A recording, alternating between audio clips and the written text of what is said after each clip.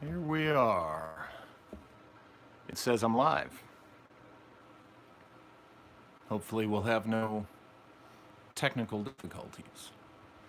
Anybody in the room yet? No, not yet. It must be some type of special sports day or something, right? But it is Sunday, and it is that time for Walter Bosley Channel. Oh, here we go. We got Billy. We have Heather. And we have Tai Tai. And Mario Heat. Hello. So while you guys file into the room by the dozens, hello everyone. Johnny Side. This is Tai Tai. This is a weekend in between chemo sessions, so I'm feeling pretty good, and I'm told that's a hello Eric.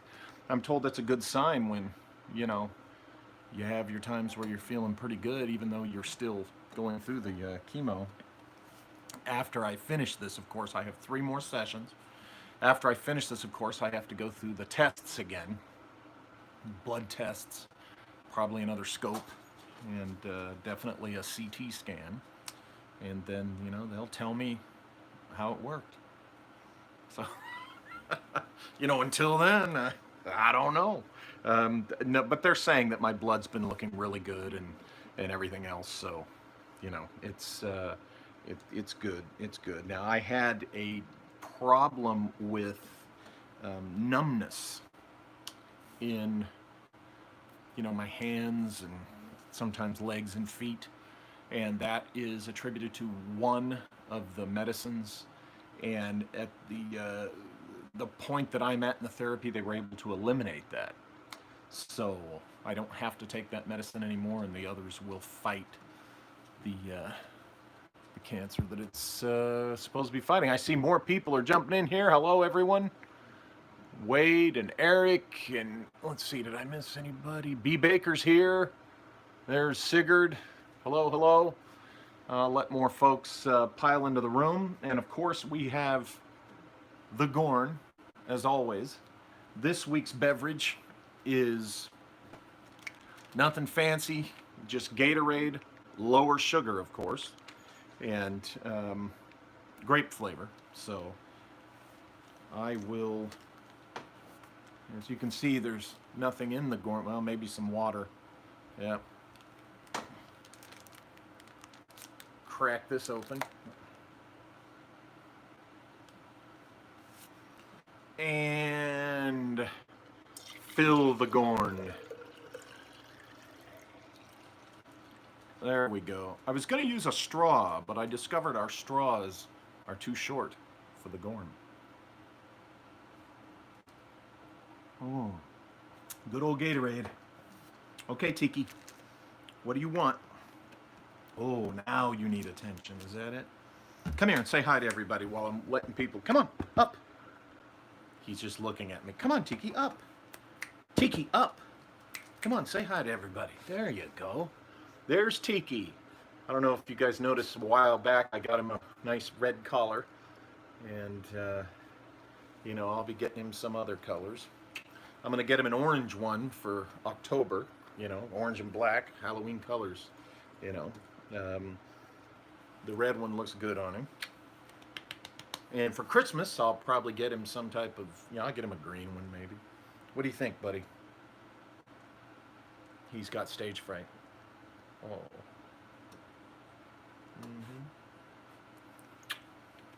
Okay, buddy. You got to go sit elsewhere. Go. Oh, good jump. Okay. So, hey, Cheryl. Hey, Jason. Some of this stuff not helping in my opinion. Why won't TPTV come clean?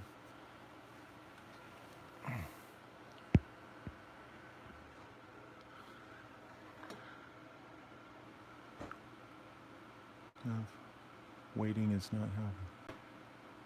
Who is TPTB? Hello, Mr. Wood. How are you? Just talked to you a few minutes ago. Thank you, Thomas. Jason Smith. Who is TP? Come clean on what? What are we talking about? I mean, there's a lot for them to come clean on, right? So, okay, well, we got 26 people in the room, and I'm sure a bunch of other people will, start watching this when it's not live. So I don't want to drive them crazy. I know how it is when you're watching somebody's stream in the first 5 to 10 minutes, they're just doing nothing, and for us, it seems like it's not annoying, but it can be annoying when you have to zip forward and find when we start talking about the subject. But I like to welcome everybody as you file in the room, and it gives people a chance, because I don't always get the announcement out that I'm reminding everybody that I'm going to be live. So anyway, if you're just coming in, the Gorn this evening has Gatorade lower sugar G2 grape flavored.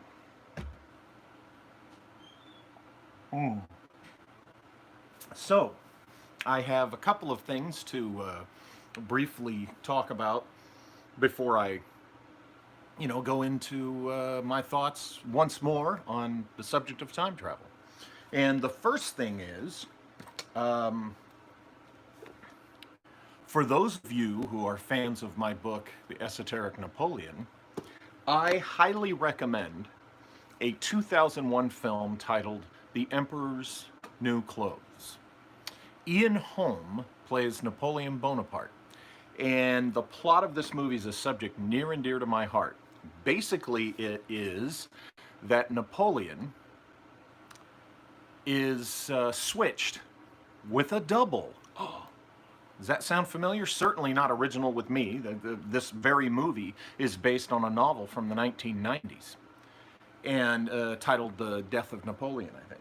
And of course, others have supposed, but I am in that camp. I definitely, personally, think that Napoleon was switched with a double. In my particular opinion, as with others, it was his brother.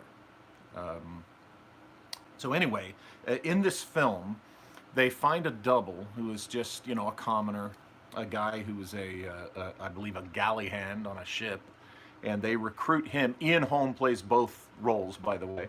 They recruit him to replace Napoleon. They sneak him onto St. Helena one night, and they switch clothes. And Napoleon's marshals and officer attendants who were with him, actually historically, on St. Helena, they, help this guy act like the real Napoleon, while Napoleon escapes with the identity of this galley hand to go back to France and, of course, reclaim his throne and power and all that.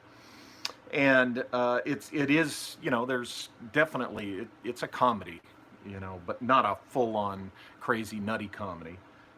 It's kind of you might call it a rom-com, and I'll get to that. But what I really like about this film is from beginning to end, even though they poke a little fun and there's comic moments throughout, this film, and I'm assuming the novel, I haven't read it, come from a position and context of respect, basically, for Napoleon. He is not, Ian Holm is not directed to play him or written to play him either, as, some megalomaniac fool, okay? Now remember, Ian Holm had played Napoleon, I believe, twice before. He plays him in Time Bandits, and in something else as well. But he's played as, he's the lead. He's a sympathetic character, not made out to be, a fool or a tyrannical asshole. You like him, like anybody who honestly studies Napoleon Bonaparte comes away liking the man. And it has some really great comic touches to it. Now, in this story, he decides to return to Paris, and he's going to,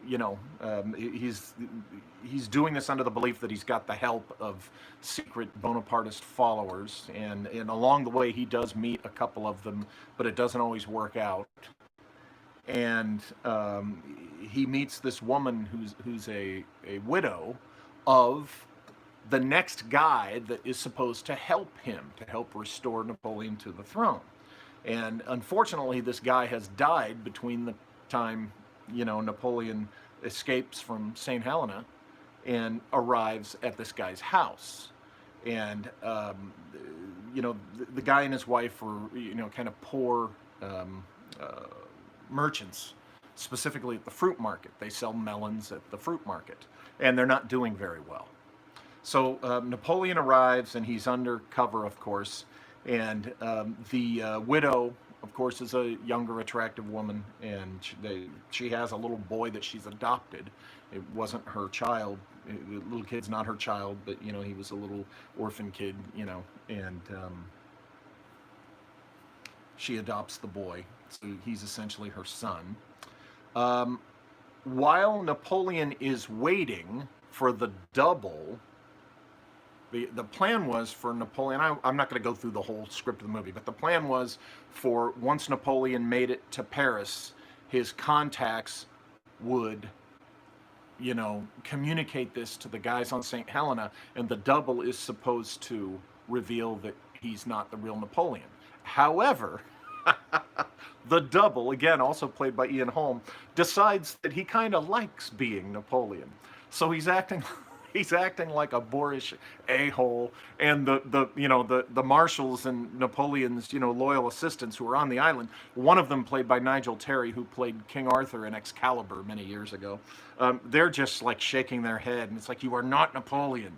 We're sure that he's the real Napoleon's in Paris by now. You need to confess that you are not Napoleon. And Ian Holm, as the pretender, says, for 18 years or however long it was, 10 years or whatever, I swabbed the decks of Napoleon's ships. And, while he was the emperor, and, now it's my turn to have some fun. So he's just goofing on these guys. And as you're watching this, the memoirs of Napoleon that we are allegedly left with in history that were written while he was on St. Helena, from the context of this film, it's total bullshit. It's just the stuff that the guy who is the pretender is making up as he's sitting in the tub with his Napoleon hat and drinking his wine, and it really is comical. It's a funny movie.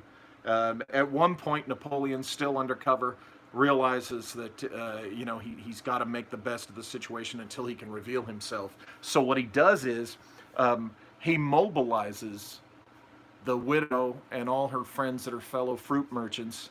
He mobilizes them and briefs them, has all these maps and comes up with this military type, efficient plan for how they're going to distribute the fruit. And I mean, it's hilarious. It's like he's giving, a military briefing. And there's one character who suspects that he might really be Napoleon. And as he's watching, this guy give the briefing, he realizes, wait a minute, this is too reminiscent. So, but the fruit merchants, they follow his plan, and they have tremendous success, and so they love him, just like the real Napoleon. Anybody who followed him ended up loving the guy. He was a natural leader. So I don't want to tell you the whole thing, but those are the little tidbits, and I really enjoyed the movie. I definitely want to watch it again, or maybe even get a copy of it. But it is The Emperor's New Clothes. I think you'll like it, particularly if you're, a Napoleon enthusiast, or if you're a fan of my book.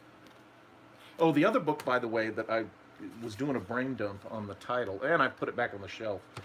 Andrew Roberts, Napoleon the Great. That was the book I couldn't think of last time I was on. But I will say that, the fact that it's kind of done, the romantic angle. Personally, it's my opinion that the real Napoleon would not, at that point, would not have wanted to return to France. He was ready to give up France right after Waterloo. He really was. I mean, we know this.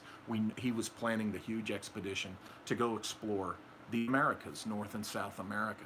So, he really wasn't in real life inclined to return to France yet again. So, I think the real Napoleon would have skedaddled to the Americas instead of returning to Paris. But the author chose to tell this romance story Again, at that point in Napoleon's life, I I don't think what really captured his imagination were women.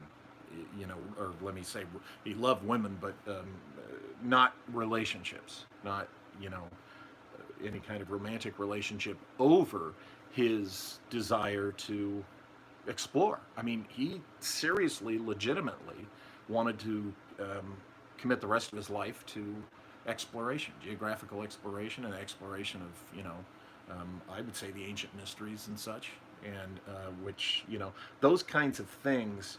Once you get beyond your youth and you get to a certain age, level of experience, and you get the bug for that stuff, there's no romantic relationship on Earth that can match it.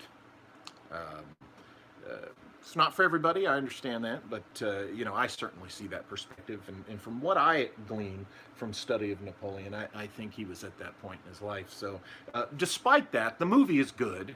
Um, Really good, particularly, you know, if you're a fan of the whole different look on Napoleon.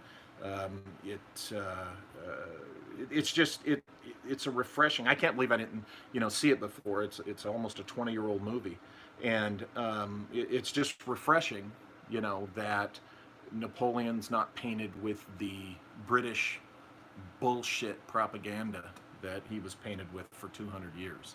You know, so I'm hoping that, you know, that in my lifetime we see a complete, you know, more honest uh, turnaround on how Napoleon is presented and how we view him. You know, the British historians have had their fun, they've had their time. You guys know how I feel about that. They're this crap that he was an antichrist and a you know, an evil tyrant is, as we know, is demonstrably bullshit. Did the man make grievous errors at times? Yeah, he did, and he regretted those errors. But you know, he's not the monster of Europe that he was painted to be by the jealous little bitches in you know, the aristocracy on that island. Um, anyway, right, I said aristocracy, remember. The regular people in England were inclined to kind of like what they were hearing about Napoleon, and that's what the aristocracy in England was afraid of, remember. That's why they didn't let, you know, the Bonaparte exile get off the boat when it arrived in England before going to St. Helena, because they were afraid. That's why they would not allow Napoleon to spend the rest of his days, you know, in northern England or the English countryside, you know, in a rest at some type of villa or estate, because they were afraid that he would win over too many of their own people. So that's what's really behind the historical British hatred of Napoleon. It's actually fear and jealousy is is what it was. But you guys have heard me talk all about that before. The Emperor's New Clothes, 2001, Ian Holm. I highly recommend it, except for, you know, pissy types who still think Napoleon was a bad guy. You know, you might want to, you know, go watch W or what's the one about Dick Cheney? Cheney, yeah, right. That's what it's called. So so that's that. That's the movie I just watched. I think it was yesterday. Let me take a little sip of the Gatorade from the Gorm. So now I have a little announcement to make. You guys have heard me talk about a little project that I'm working on, a short book with another author. I'm not going to tell you what that book is yet, but you're going to see cover art probably within 2 weeks. And that's when I'll reveal the title and the topic of this book that I've been working on with another author and researcher. And this researcher actually brought the subject to me and was doing a bunch of interesting research. There's the risk of being redundant on this particular subject that we're putting this book together. And it turned out that it was a good idea for he and I to work on this together. So I want to introduce to you my co-author. He's in the room with us. He's in here every week. His name is Todd Wood. So Todd, um, say hi to everyone now as the author with me as co-author. In fact, it's going to be by Todd Wood with Walter Bosley because Todd started this. But we are not going to reveal what the subject is. What the subject of this book is. We're not going to reveal that at this time, but you will see the cover art, and then you'll know in a couple of weeks. The book will probably be available for order at Lulu sometime in mid-October. And as soon as it's available, the very next live stream after that, the next 2 or 3 live streams after that, well, 2 probably, will be dedicated to discussing the new book and topics associated with it. So I will say this, just as a little tidbit. It doesn't reveal anything really, but for those of you who have read my works, familiar with my stuff, if you've read these 2 books, you're going to find this work that I'm doing with Todd to be very interesting. Okay? So, Secret Missions 3, Destination Carcosa, about Ambrose Bierce, and The Esoteric Napoleon, Secret Missions 4. So, I'm not going to tell you what the book's about or who exactly it's about. I'm just going to say these 2 individuals factor into it. So, you might, if you've read these books, refresh your memory on them over the next few weeks. If you haven't, by all means, get yourself a copy at lulu.com. And I'm real excited. This is, like I said, this is going to be a short book, but the research that Todd has been doing has revealed a bunch of threads. So even though this is going to be a short book, we're probably going to do a series of short books on the greater context of this research that Todd has been doing. So I'm really excited about this. I'm really excited about it. I was working on it late last night. That's why I haven't done another movie commentary. I was going to do it last night, a live stream movie commentary, but by the time I got done working on mine and Todd's project, my part of it, of last night, it was too late to do a movie thing. And anyway, so that's why I've been working on this book, and I can really only work on it on those days between chemo sessions, because for like 5 days, I do the chemo infusion on a Friday, and then have the thing attached to my chest that pumps into me for like 2 days, slow, roll into me for 2 days, and for a total of about 5 or 6 days from infusion day forward, I'm out of it. I'm sleeping a lot. I'm kind of and I just, there's no writing. And you guys know, I don't even do a live stream on chemo weekend Sundays. But I have been diligently working on this with Todd on those days where I feel really good. We decided to do this back, oh gosh, maybe even December, right, Todd? December or January. And I was going through the testing, and I was suspecting that I had, the cancer issue. I, of course, was not diagnosed until March, but I had already told Todd I wanted to do this, and it has been a great project to work on. A nice little intellectual escape, for me. Something to have my mind and feel like, here's the thing, I was told, for the next 6 months, just relax, don't do anything. We need you to be rested and on and so forth. You'll be on chemo and such. And I was okay with that for about 3 months. At the 3-month point, they'll tell you, I'm like, okay, this is clearly not wiping me out. The worst it's done so far is give me a bigger patch of gray on this side, my hair, knock on wood. And I need to do something. I need to be productive here. I can't go, I just can't, So this little project was the one thing that I could do. and it has just really been it's been fascinating, and I think you guys are going to find it interesting. I'll tell you another thing about it. It's a fun book, okay? Not that we don't take it seriously, but it is a fun book. We are enjoying speculation. Now, remember the difference between me and some of these other guys that would talk about secret space program nonsense and time travel and stuff like that is I'm the guy that tells you that it's all hypothesis, that it's all that what I talk about, what I propose are hypotheses and my speculations. I admit when I'm just speculating. Okay, unlike those bullshit artist clowns that we had to endure for about 4 or 5 years there, telling bullshit stories about having traveled through time to Mars and jumped across space and fighting in a war against bug creatures and then being returned to our bodies and now we're ambassadors to aliens in orbit or we went to a school on Mars with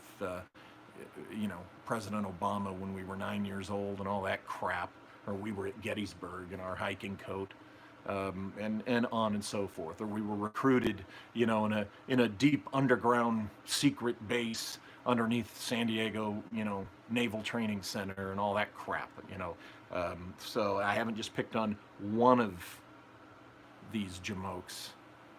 If you'll listen to what I said, I just covered about 3 or 4 of them.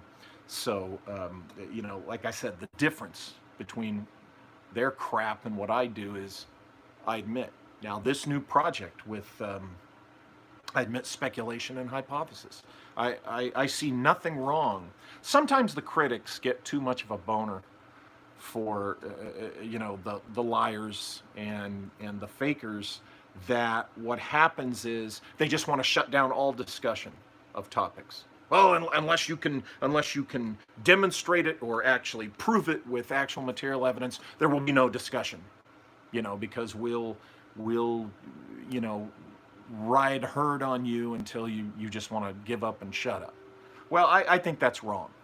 Okay, I think as long as the researcher is admitting speculation and that what he or she is saying is hypothesis and stuff like that, there's nothing wrong with the discussion of paranormal things or super science or even pseudoscience, as they say. There's nothing wrong with the discussion of it if you're admitting that, hey, I don't know for sure.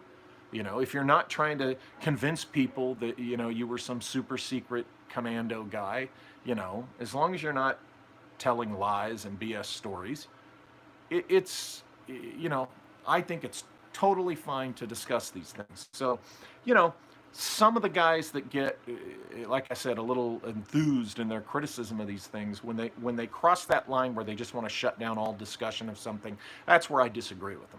So anyway, this new book, and I'm going to be here in a few moments having one of those, typical discussions with you where, I ruminate on ideas.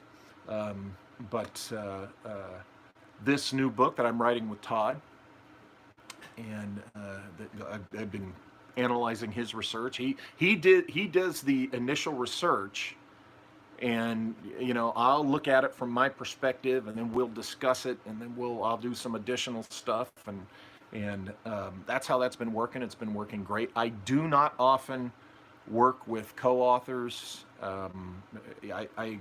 That's a very rare exception for me. I'm never soliciting that. I'm very selective. If you'll notice, I wrote the first Empire of the Wheel book with Rick Spence. That man's a history professor and was providing me with tons of great information, and he really got into the project. So, it's like, oh, hell yeah, I'm going to write this with him. And Todd, came to me with this, and it's such a really interesting subject. And as I looked into it with him, I found more threads. And so, I like how he thinks and such. Like, you know what? I'm going to help him get this out there. So we're doing this together. And there's another person who sometimes is in the room that we have discussed, and we've even completely outlined a book we want to write together. as soon as we can get to it. But both of us have kind of busy writing schedules. But we will get to it, and you guys will enjoy that. Because even though it's serious analysis, it's analysis of something pretty fun, actually. But the reason we chose it is because it surprisingly had stuff that you might not expect. And anyway, this book with Todd, it goes into some pretty wild speculations because, without revealing anything, and we don't want to say who it's about at all, but without revealing anything, with this subject, really virtually so little is known that you kind of have to speculate. So, we're letting ourselves do that. But again, we're being honest about that. That hey, we speculate this, we suggest that. We ask, is this possible? Or this is one hypothesis. And of course we present all those threads that I'm telling you. So you guys know how I do things. Anyway, I think those of you who like what I do and will find the subject interesting will like this book. Whether you've read my books or not, you'll like this book. So I'm really looking forward to getting this thing done and out there to you guys, and so that you can see what Todd has uncovered. We were talking about this for, I think, a few months before I suggested, hey, let me, because he'd never done a book before, let me help you with this. And there was a good reason that he needed help with it. So I said, oh, absolutely. But, it has been a really fun subject. There's so much more to it that is, covered in this first book. And we decided to present this material in steps the way we're doing it, so that the reader can absorb, what we're putting out there. So anyway, that's that. I've been on here 32 minutes talking about cool stuff already. So as you see in the title for tonight, I'm once again thinking of time travel. Tonight's topic title and the subject header, of course, is time travel thoughts. And you guys have heard me talk about this before, and I've written about it, and it kind of is an offshoot, by the way, of the book I'm working on with Todd. So again, I'm not going to go into details on the book we're doing, but these are the kinds of things that ended up on my mind as we've been working on the book, and I want to go back to this idea of consciousness-driven time travel. Now, the popular notion of time travel very often, or usually involves, technology, a time machine, right? Some type of device that allows you to physically travel from one era to another, time and space. One place in the past, most often, or the future, to another, one place to another. But as we've discussed, and as many of you know, there are authors who have explored the idea of consciousness-driven time travel. This goes back to of course, Jack Finney with his story, The Third Level, in which the protagonist finds himself on a previously unknown to him level of the New York subway, the third level. There were two levels. He finds this third level, and it's from the past. It's one of the older, early stations of the subway, and it ends up taking him back in time to the 19th century. And now, that is Finney playing with time travel, where a character kind of pierces a veil, obviously. But you see a glimmer of some of the consciousness themes in the third level. Where Finney really embraces this idea is in his 1970 novel, Time and Again. Now, in Time and Again, an illustrator, an artist, contemporary to the 70s, uh, is recruited by a secret government organization in the Department of Defense specifically that is training individuals, select individuals, in consciousness-driven time travel. At least, training them in, the attempt to be able to jump themselves, throw themselves through time, um, by convincing their mind that they're in the past, in the target time, okay? And that by convincing the mind, it taps into the shift in the time-space continuum and actually takes them to that target time. And the way this works is there's this big warehouse, and in the warehouse there's all these stalls. And in these stalls are like little apartments or, houses. And they look like movie sets, exactly like movie sets of different eras. And the possible, the time traveler trainee, so to speak, is in there just living as if, he or she is living in that era. And the hope is that they will convince their mind of this. It's a little mind trick, and therefore be able to pierce the veil between the eras and actually end up in that target time. Well, our protagonist in the novel, his name's Psy. Uh, it's spelled S-Y, but think of P-S-I as in Psy, like psychic stuff, right? Um, Psy is selected, and I can't remember if he chooses or if they choose for him. I think they choose for him. I can't remember. But, he chooses 1882, I think, New York. And he chooses that his place he'll jump from is the Dakota building. Now, the problem with the story, and Finney admits this somewhere in an interview, he just used that as convenience because he liked the building. The Dakota building actually didn't exist until 2 years after the time in the novel. But Finney takes creative license with that. But anyway, what they try with him is, rather than just in the stall in the warehouse, he actually takes a room at the apartment at the real Dakota. So he puts himself in the physical building that, within the context of the story, not real history, existed in his target time. Now, this we will recognize in the plot device of a novel 5 years later, originally titled Bid Time Return, that became Somewhere in Time, in which Richard Collier, the playwright, is physically in a location that indeed existed in the time that he goes back to, in that case 1896. And in the novel, he's in the Hotel del Coronado in San Diego.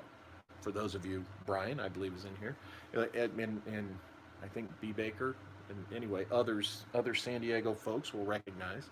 In the movie, it was the Mackinac Island Grand Hotel, but in the novel, it is indeed the Hotel del Coronado, or the Hotel Del, as us San Diego denizens and natives like to say. So Finney uses this. In fact, his novel, Time and Again, is generally, by us time travel literature nerds of the late 20th century, like to consider the next great time travel work after H.G. Wells' Time Machine. You have H.G. Wells' The Time Machine, which is, the grandfather of it, and then you have Jack Finney's Time and Again. That was truly the next great time travel novel after H.G. Wells. There were time travel stories. Lovecraft dabbled in it. A lot of writers dabbled in it, but Finney really nailed it with Time and Again. And he was really the first one to nail it with the concept of a time traveler using the mind, not a machine. And of course, Matheson found this, a pretty cool idea, and borrowed Finney's basic idea of consciousness driven. Or as we'll get into, was there more to Matheson and Finney's choice of this device? In other words, did they know more than they revealed? You've heard me talk about this before, too. So Finney, he writes this, a master. Remember, Jack Finney's the guy that wrote Invasion of the Body Snatchers, and was an author that was around. And I have not looked into this actually, shockingly actually, when you consider that I like to talk about these time travel novels by these two authors. But I'm assuming that Finney and Matheson were acquainted, if not good friends. Brian, you might want to Google that for me. They were certainly contemporaries. And so I wouldn't be surprised if Matheson and Finney, were friends and compared notes on their thoughts about time travel, and particularly consciousness-driven time travel. So you have Finney with Time and Again, and then of course you have Richard Matheson, in which his main character Richard Collier travels back in time with the power of the mind. His drive, his impetus, is an emotional drive. And you've heard me talk about this, or if you go back to my video, one of the older ones, if you scroll down, I believe it's still there, Walter Bosley Time Travel Thoughts or something like that, or Time Travel with Walter Bosley. I talk about how the hook that a time traveler could use into the past is some type of emotional connection.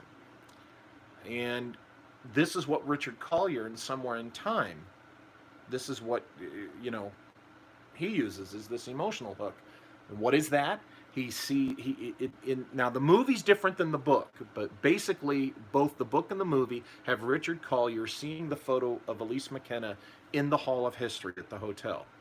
And he falls in love with Elise McKenna in the photo. Now in the movie, Elise McKenna actually is an old woman, approaches him as a younger man, right? And gives him the watch. In the novel, it's not that way. But that's his emotional drive. That's the hook he needs to be able to pull himself using that bond, that power, the power of love. So, all you romantic types will just love that. Somewhere in Time is of course hugely popular with the ladies for the romance angle. Brian and I actually, I have a funny story. The first time Brian and I saw Somewhere in Time, we went together, okay, when it opened, because we thought, hey, Christopher Reeve, Superman's in a time travel story, all right. And neither one of us had read the novel at the time, so we go see Somewhere in Time, and we're the only guys in the theater. Everyone else in the theater are women or moms with their daughters, so we make sure, I think, Brian, we did the two seats between us, not just the one. When guys go to the movies together, there's usually the requisite one seat between them, lest you think it's a date. But I think in this case, we did two seats between each other. What would the world be without romance? A lot more logical and rational, Thomas Believer. Trust me. Anyway, Brian, correct me if I'm wrong. I mean, it's a great movie. Whether you're a romance nut or not, it's a great movie. But it was kind of funny. We were the only guys, in the theater watching this film. But anyway, back to this hook thing, this emotional hook, and I talk about this in past talks. That with that emotional hook, you can hook your psyche up to that, and it helps pull you into the past or wherever you want to go. And this is why I really, really like and recommend people interested in this time travel discussion, the videos, the whole series of discussion on this done by our friend Ben, C.W. Chanter. He has done some excellent, thinking on this. Now, he specifically, goes from the angle of the what is it, the 20-year nostalgia loop, he calls it. And I think his ideas in this are very, very solid. I definitely think that he's onto something. And so go to C.W. Channer's channel, scroll through all his videos, and wherever he discusses the nostalgia loop, look at those, because what he's talking about is this same thing. What nostalgia is, an emotion based thing, really, in the psyche.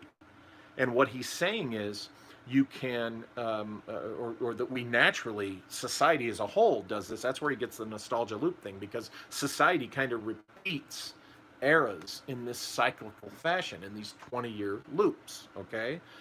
All because of nostalgia, an emotional desire to connect with the past again. And this can be used in CW's hypothesis.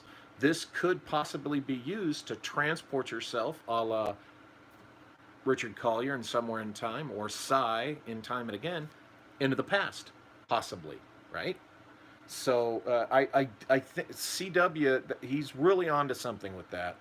In this discussion of time travel, folks, this is a fun thing for all of you, hardcore, materialists out there. This, this isn't fun for you. I get it.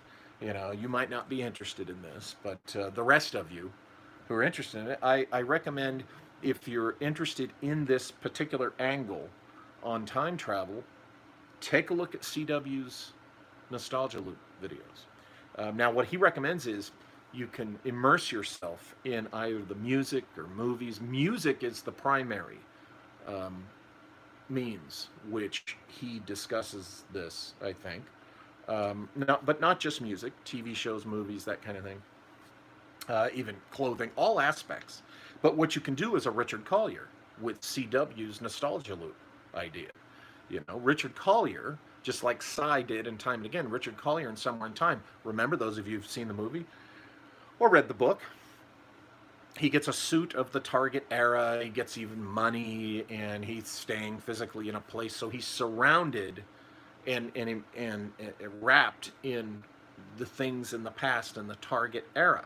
And as CW says, go back 20 years ago and immerse yourself in the trappings of that time. Sit there and just listen to nothing but music from 20 years ago. Put on, go wear clothes that are from 20 years ago, and do activities and go to places that you would have gone to, or might still exist 20 years ago, or 40 years ago, or 60 or 80. It's in 20-year loops and cycles. And, he recommends that this is how you experiment with this. And, this is right in line with that consciousness-driven time travel method that Finney and Matheson write about. Now, allow me to have a sip of the Gatorade.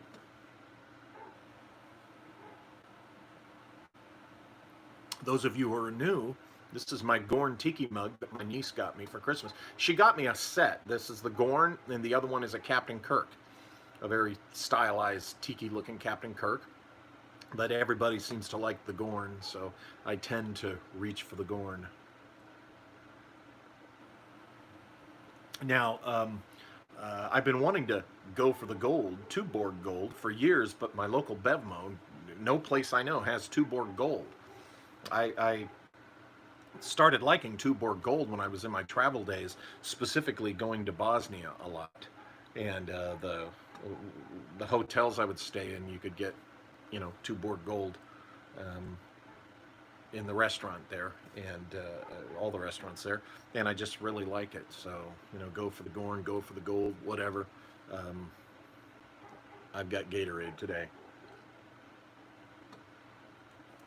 Okay, refreshment break over. So, why do I persist in this idea? Oh, yeah, also newbies, other people in the room, remind the newbies or remind everyone else that I don't look at the stuff on the screen until I am done with what I'm talking about. So if anybody's trying to ask me questions or make comments to me and it seems like I'm ignoring you, I'm not ignoring you. This is how I do this. Anyway, why do I persist in this idea that Finney and definitely Matheson knew more than they were saying about the phenomena of time and space, and specifically the idea of time travel. Well, that's because the both the analysis of their works and the juxtaposition of some interesting things. This is you've heard me talk about Matheson before, particularly because Seshari and I have done a thorough, in-depth analysis of Somewhere in Time that I haven't even revealed all that's in these. If you'll recall, the three infamous, notorious, whatever you want to call it, letters that Seshari wrote me that I can't publish, and I've only shared a little bit of the info in them. But you've heard, you know, me talk about this regarding Somewhere in Time, but I haven't talked much about Finney. Now, here's what's interesting. This 1970 novel, which, was published 20 years after the third level. So here we have Finney writing a 1950 story, the third level. Who knows how long he worked on it before it was published in 1950. And then for the next, 20 years, somewhere in there, he writes Time and Again. So what does that tell us? That tells us that Jack Finney was very intrigued with the idea of time travel and time-space phenomena for a period of easily over 20 years, because we can probably date back to 1945, end of World War II, the few years before 1950, that this was in his head, the third level. Okay, so by the time he publishes Time and Again, we can reasonably demonstrate that Jack Finney's been, I don't know if you'd call it obsessing, but thinking about the idea of time travel for over 20 years. Oh, there's 20 years. Go back to CW's 20-year nostalgia loop. But here's what's interesting. Time and Again comes out in 1970, and what is it about? It is about a government program, I believe specifically U.S. Army. One of the characters in it is an Army officer, in which individuals and military personnel are recruited to attempt selected, carefully selected and then recruited to attempt consciousness-driven time travel. 1970. Now, what does that sound like to you? Some of you have probably already said it. Sounds an awful lot like the remote viewing program, right? Because aren't we told that the early days of the remote viewing program were somewhere around 1970? Or maybe late 60s, early 70s? And here we have Jack Finney essentially writing a time travel novel that has a unit that's just like the reported remote viewing unit of the Army that Joe McMoneagle and Lynn Buchanan and all of them were part of. I find this interesting. So I have to ask, what did Finney know, and when did he know it? Did Finney know about the remote viewing program? Or did he know someone who was involved in it? Or did the people who started the remote viewing program, had they read Finney's novel? Did they get the idea from Finney's novel? Now think about it. In remote viewing, McMoneagle and all of them have talked about how they RV'd targets that were across time, right? They were given targets of Mars a million years ago or something like that, right? So there's another thread of resonance between the real-life remote viewing program, as we're told about it, and Jack Finney's novel. I find that to be quite an interesting resonance. I have believed less and less in coincidences. I've gotten older. Many of you, totally get that. So, we have to ask, had Finney learned about the remote viewing program, or had the founders of the remote viewing program been impressed with Finney's novel, or had this been done? I don't know. I was channeling my inner David Hatcher Childress when I did that. Had this been done? So I find it really interesting how Finney's novel Time and Again resonates with, the period around which the RV program started, and you can use RV to look through time. So I'm acquainted with one of those original guys in the RV program, and I'm putting a question to him that I'll see what kind of answer I get. But anyway, this is interesting, I think. This resonance between that. Now we come to Matheson, of course. You've heard me talk about Matheson. Eschery and I have, as I said a moment ago, analyzed that. And again, I'm going to say here, as I've said in the past, Sesh and I agree. Matheson was digging deep into time-space phenomena. There's no way he wasn't. Now, if I'm not mistaken, he wrote the original screenplay that very little was changed for the film Somewhere in Time. Okay, adapted from his own novel. And so he is the one who made all the changes. So when you watch Somewhere in Time, all the things that Sesh and I point out, Matheson wrote. Now, there are things in the film, obviously, that aren't in the novel. Number one, the change of location. Number two, and this is the topic that I want this discussion to lead to. The reason Richard Collier ends up in San Diego at the Hotel Del is the flip of a coin. And if heads, he'll go, I think south to San Diego. Tails, he'll go north to San Francisco. And it's heads, so he heads south. Now, in the beginning of the novel, he finds out that he's terminal. He has a terminal illness, and he's on limited time. So this is why he's going on this trip, to kind of get his head together and reassess the days he has left.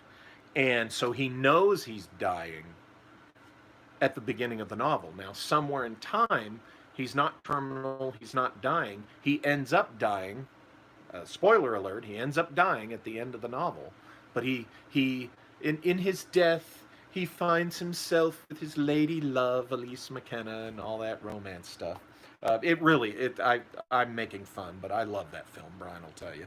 And it works. You get into it when you're watching it, but there's one of the differences right there between the book and the movie.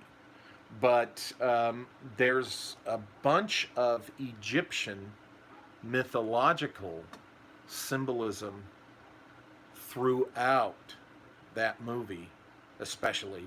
A little bit of it is in the novel, but especially, and especially in the numerology of the film. Now, Sesh and I, we analyzed, like the hotel room numbers and the years and stuff like that, and the stuff that Sesh came up with is just astonishing. Now, what really grabbed me early on in our analysis of Somewhere in Time was some years back when I'd always been a fan of this movie since it came out, and I had read the book, but when I started learning about the Empire of the Wheel mystery, there are synchronicities to the Empire of the Wheel mystery in Matheson's book, leading me to suspect long ago, 10 or more years ago, that Matheson himself was also aware of the Coristanton mystery. Now, in the past, I've mentioned how Sesh and I and others close to it agree that I'm not the first guy to uncover or learn about the Coristanton mystery. There is reason to suspect that the Zodiac Killer himself learned about the Coristanton mystery in the 50s. There's reason to suspect that others have stumbled upon this mystery or learned about it in one way or another, not the least of which is, I believe his name's Gordon Sumner, Sting. Because if you look at the album, I've done an analysis, I did it about 11 years ago, of the album Synchronicity 2. And there are references that could be interpreted as Coristanton and the mystery, the Empire of the Wheel mystery. I didn't mention that in the books, but maybe I'll discuss that one night. But here's the interesting thing, is that we have Aleister Crowley. We know for a fact he went to San Diego, and before he came to San Bernardino and that fall of 1915 during the Empire of the Whale mystery. And if Cora Stanton really was an agent watching Crowley, chances are she was in San Diego as well. Well, that's where the novel is set, San Diego. But the other thing we have is Cora Stanton, she dies sometime around midnight on November 18th, and on November 19th, 1915, before noon, her body is found floating in the lake at Urbita Springs Park. Okay? The date that Richard Collier successfully makes his jump back in time at the Hotel Del is November 19th. It's 1896 in that book, but November 19th, he jumps back in time successfully to go to a woman who's been dead.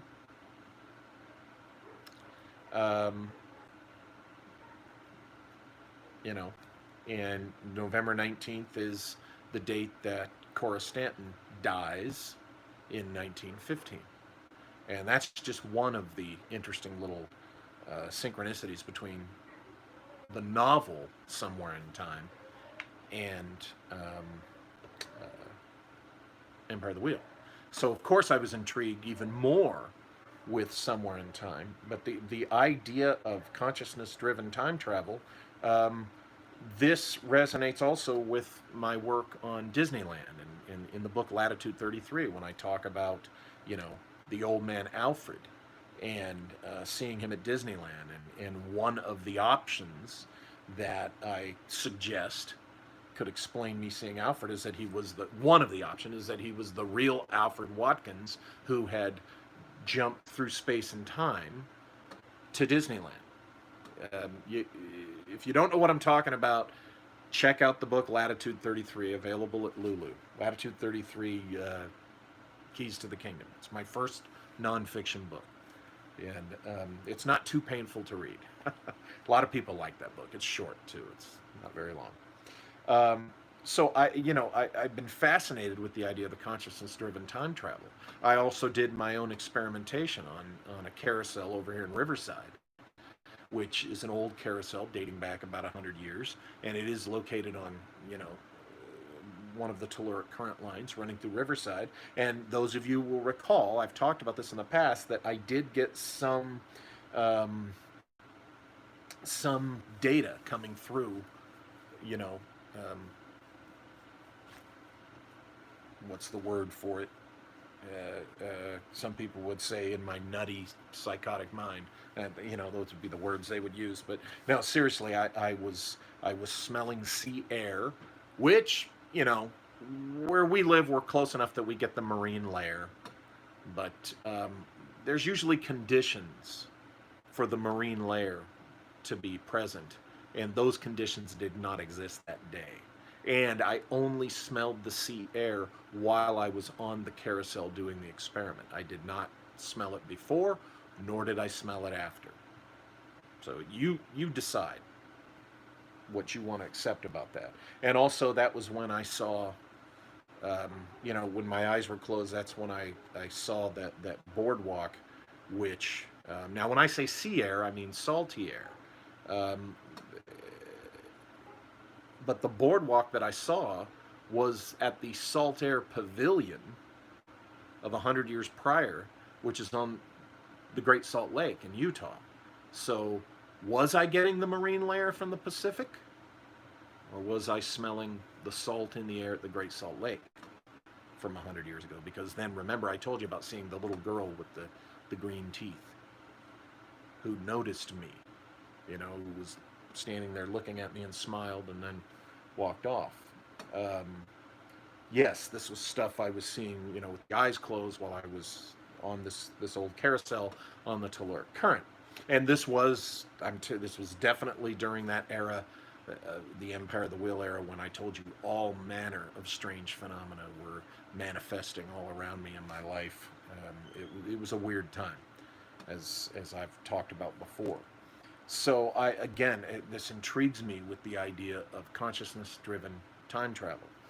But in Somewhere in Time, we come to a very specific angle on consciousness-driven time travel, and that is, if you recall, as I said, and you've seen the movie, at the end of both the book and the movie, the main character dies. Now, in the novel, his brother, who jumps in with the narration, because the novel's told in first person, he jumps in and he says, I'd like to think that he's, somewhere in time with Elise McKenna. In the movie, we see him join her, in the white glowing heaven of the afterlife, going back in time, we can assume.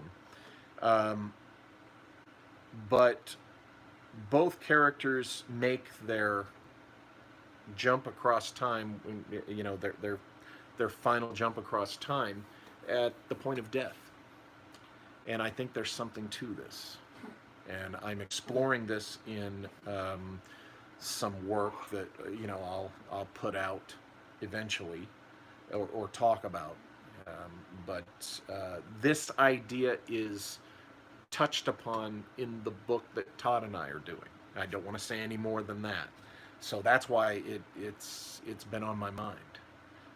I have come to a particular hypothesis, very speculative, way out on the branch of high octane speculation, as our friend Joseph Farrell likes to say,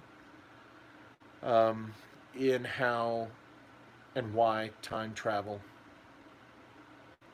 is available or possible after death. So, it's like I said, Todd and I, in our book, that's touched upon. But in the future, in the near future, I do want to do one of these discussions, and I really want to explore this concept further. I have my reasons for thinking this.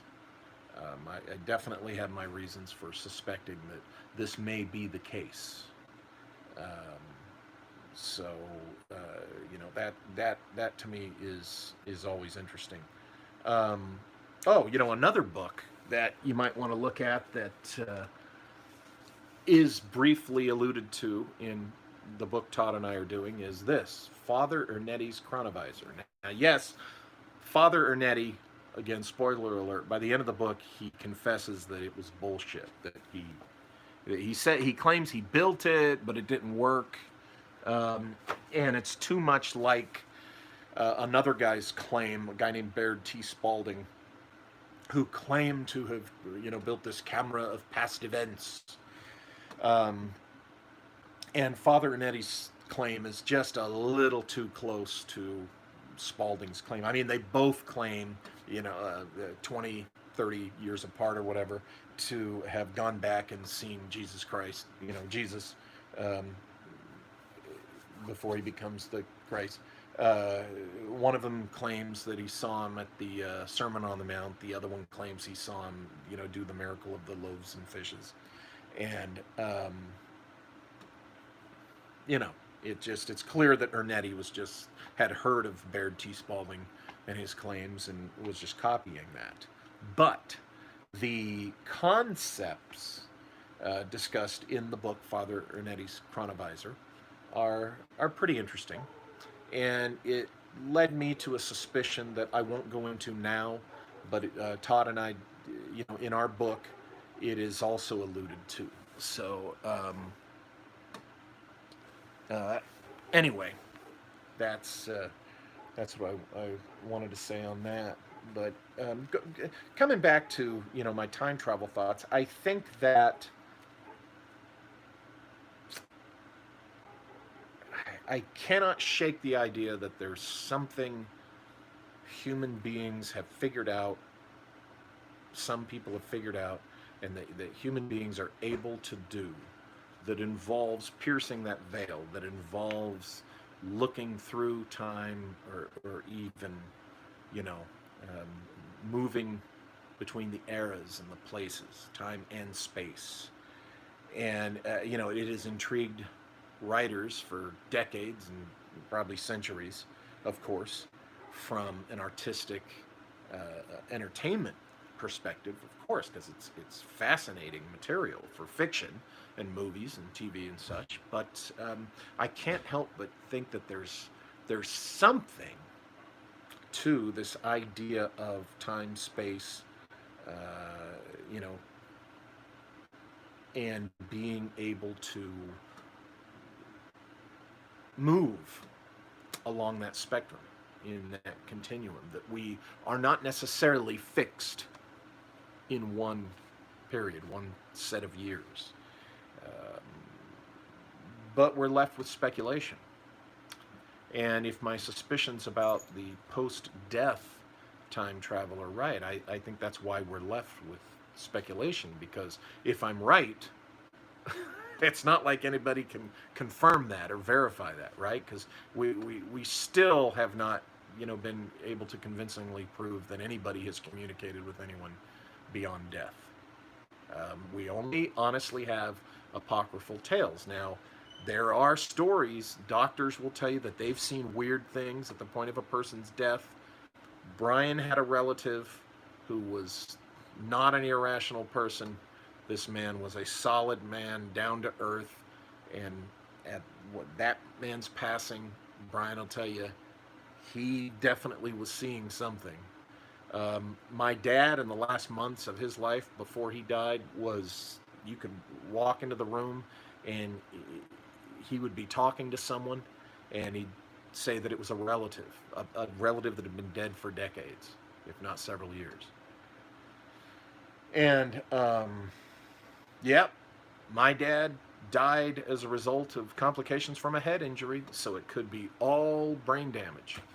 That's what the materialists would point to, and that's not wrong for the materialist to point to that. My dad had a head injury, for crying out loud. He was beaten severely by an asshole former employee. So it could have been brain damage, but what if it wasn't? I myself have had audible experiences with the ghost. I've heard what I'm convinced was some type of spirit that I was told was someone who had lived in the house and died in the previous century. I have seen our cat, a cat that passed away, walked down our hall. The cat disappeared, and we found her dead underneath a bush. She had gone out under the bush because she was sick or something, and we found her a little while later, and she was gone. She was dead, and we buried her. And it was probably a couple of months after she passed away that I saw this cat walk down our hall. You guys know me. I wasn't, I'm not a heavy drinker. I don't do recreational drugs. This was before I had THC gummies, because this was before I was, it's a few years ago, before I had cancer. And I'm telling you, I saw that damn cat walk down that hall. I've heard Coco Pelli, as I like to say, dear sweet Coco Pelli, my little sweetie before I had Kontiki, and Chili right down here. Good girl, sweetie girl.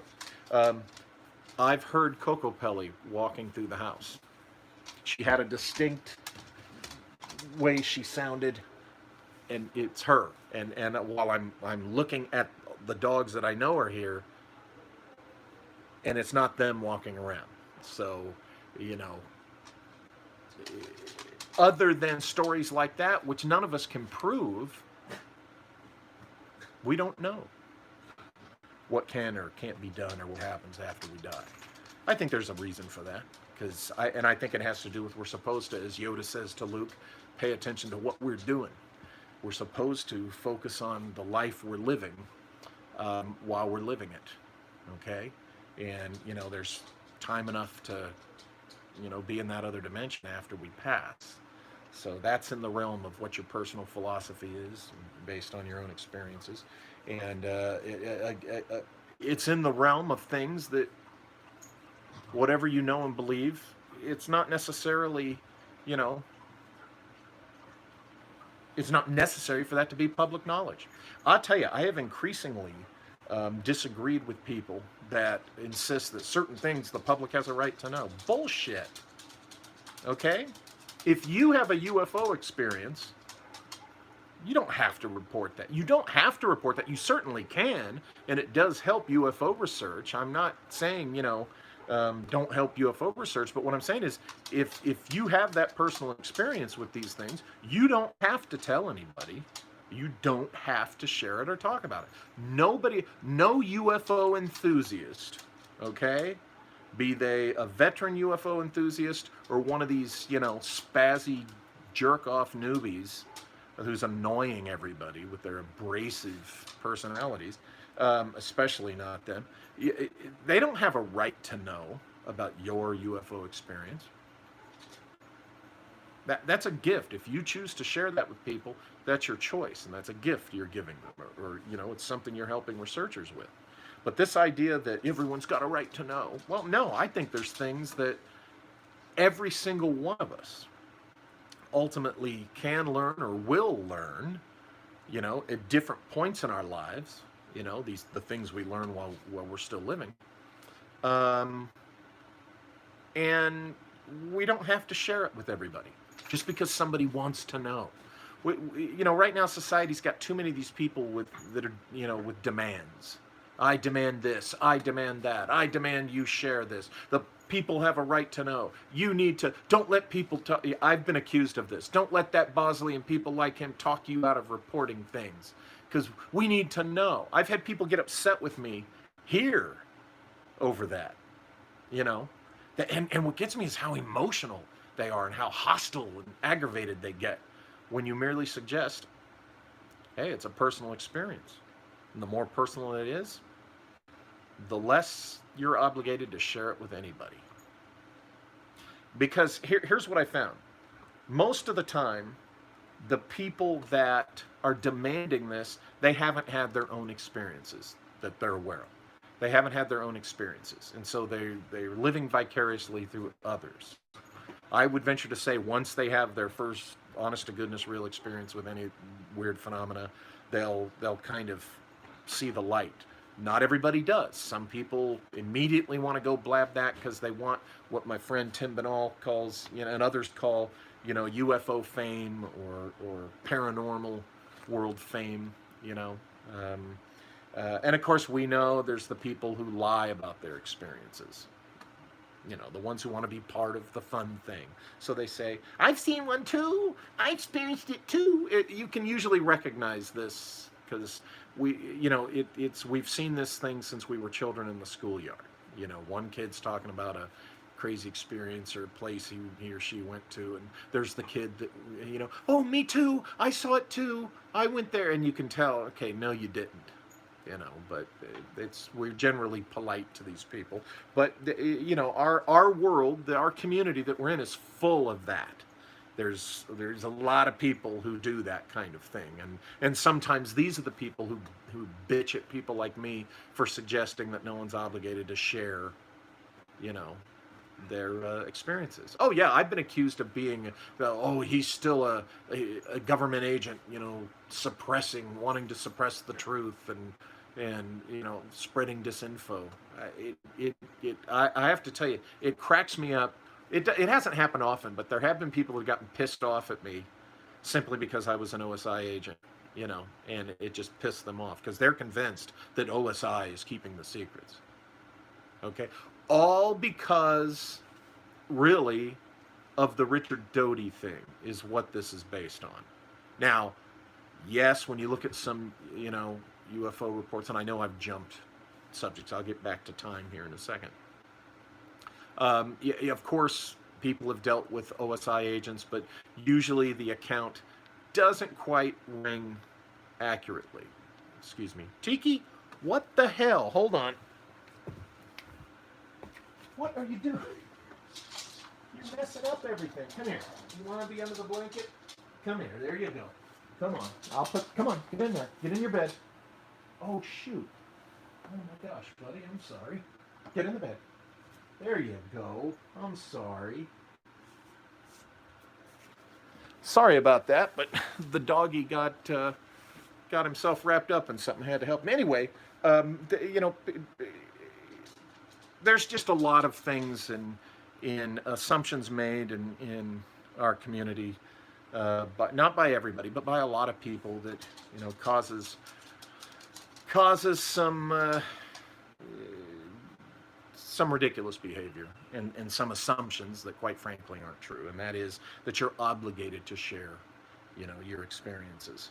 And you know why share them also if you're going to get ridicule, or if you're going to be made an object of derision, in a very negative, aggressive way. um, you know the reason anyone should get derision or aggressive critique is usually legitimately is usually related to them lying about things, or defrauding people, like lying about their educational background, lying about their professional background, stolen valor, lying about alleged military experience, or telling people that they're a time traveling space commando, and then leveling lawsuits at them simply because people say it's bullshit. I mean, that's been an amazing thing that's been going on with some people. Um, Most of these guys, when you put the spotlight on them, what do? They disappear, right? Because they realize, oh, okay, yeah, they caught me in my bullshit, But some people don't. They get mad or whatever. But anyway, I apologize. I've diverted off the time travel discussion. Let's see how long I've been on. I've been on 81 minutes talking here, so I think this is a good time to go into the talking to you folks in the room. So let me switch to my reading glasses so that I can see the screen. You guys know there was no grand conclusion I was coming to with this discussion.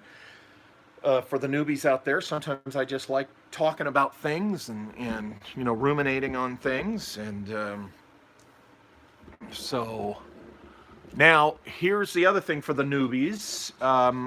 I like to keep the discussion at first on the topic. So initially, if you want to ask me something about the topic I've just been talking about for over an hour. Okay?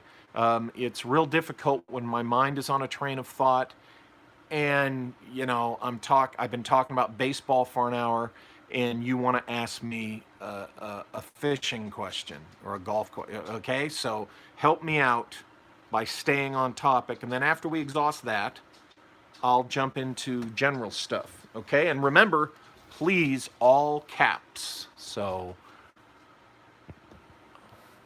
just want to say, how are you doing? Good. Thank you, Paul. And so far, so good. So far, so good. Again, folks, if you are new here and you've asked me questions before I've got to this point, ask it again, please. Remember to keep it short and direct to the point, and don't be vague. If you're vague, I can't answer it. I'm going to ask you to reword it, okay? Sigurd. And remember, all caps, or I'm not going to pay attention to it because it makes it easier for me to see when you're talking to me, because there's a lot of chatter going on usually. Lots of spirit activity here, canine and human. Where? Here or there? Michael P., what's your favorite time travel sci-fi movie? Well, Somewhere in Time really is probably the best time travel movie. When I was a kid, I loved The Time Machine. That one, that's one of those classics that, if you like the genre, it's one of those that you just got to have, or it's on your list. There was an attempt, it was a TV movie, I believe, based on, loosely, I guess, Jack Finney's Time and Again. And it starred Simon, a guy who was in a TV series, I believe it was called Police Doctor or something like that. It was from the early mid-70s, and he played the Psy character, and because the story involves the Triangle Factory fire that really happened in the 1880s. And But that was a TV movie. I only saw it once. It was eh. Somewhere in Time is still the best. What's my favorite soap? Well, truth seekers, my favorite soap tends to be I like in bar soap. I tend to like Ivory or Neutrogena. In hand soap, I tend to like the rain bath or something it's called because I like the nice, kind of earthy, smoky smell. Now, my favorite soap opera, truth seekers, is Dark Shadows, the original series. So I hope that answered the spectrum of, and generally my favorite shampoos, to bring it back to soap, is I tend to like something that smells like coconut. So, Mario Heat, Walter, do you think time travel is a national security concern? Yeah. You mean as far as why they would, the government would do it? Yeah. Because think about it, if we can do it, who else could do it? What kind of things? So, yes, I think that, look, I think time travel and time phenomena are a legitimate pursuit of the national security community. Absolutely. Sigurd, round the house. Wait a minute. Sigurd, are you doing it to me? Lots of spirit activity, canine human, around the house. Yeah, oh yeah. Generally, Sigurd, absolutely. It hasn't manifested a lot since I moved away from the Empire of the Wheel, the in-depth Empire of the Wheel investigation years. And as I've said in the past, that's one of the reasons why I did it. I had to get away from that because it was just wow, just wall to wall. So that was one of the things the Secret Missions books has allowed me to do was put some distance between myself and that. Where is the fainting couch? Philip Blair, have you investigated a time as much investigation as even possible? A time in the past when there may have been intelligent life here and on Mars and Venus. You mean intelligent extraterrestrial life? I think some of us originated on another planet. I've talked about that elsewhere. I'm in that camp. It's again, this is not original with me, but I'm in that camp that thinks some of us were probably of the survivors of Mars, whatever happened there a long, long time ago. And we ended up here. Because you guys know that I think there are human beings exactly like us, the same exact DNA, that have originated on other worlds. I do not believe the science community conceit that and this popular notion that life off Earth, intelligent life off Earth would be nothing like humans. It couldn't possibly, human beings just like us could not possibly have originated on the bullshit. When the scientific community has traveled to every known habitable Earth-like planet, in the universe, and they have found no sign or evidence that human beings exactly like us have ever originated there, then and only then can the scientific community say that can come to that conclusion. Okay? So far, we ain't been to, as far as we know, those kind of worlds. And even if we have been to a few secretly, please, there are countless infinite numbers of those, or countless numbers of those, and there's no way our scientific community has been to all of them. So we've got to, even though I respect science and what it can do, let's remember that the scientific community is basically materialist, and a lot of time, sometimes they say stuff that's just ignorant bullshit. And that assumption, in my opinion, is ignorant bullshit. I think there's other human beings just like us that have come here. And I think some of us are the descendants of these refugees from other worlds or visitors from other worlds. And because we're human and you can go anywhere and blend with other humans. So flying memorials. Did you ever hear about the time travel program out of Montauk in the late 70s? Of course. The 1940s yacht found and sank by the Navy in 77 near Bermuda. No, I don't think I've heard of the yacht, but I think a lot of us have heard of Montauk. I even, when I still had my OSI badge, shortly before I left the Air Force, left active duty, I had to go to Long Island during the holidays to because my son and his mom were there because that's where she's from, and so I drove over from Ohio.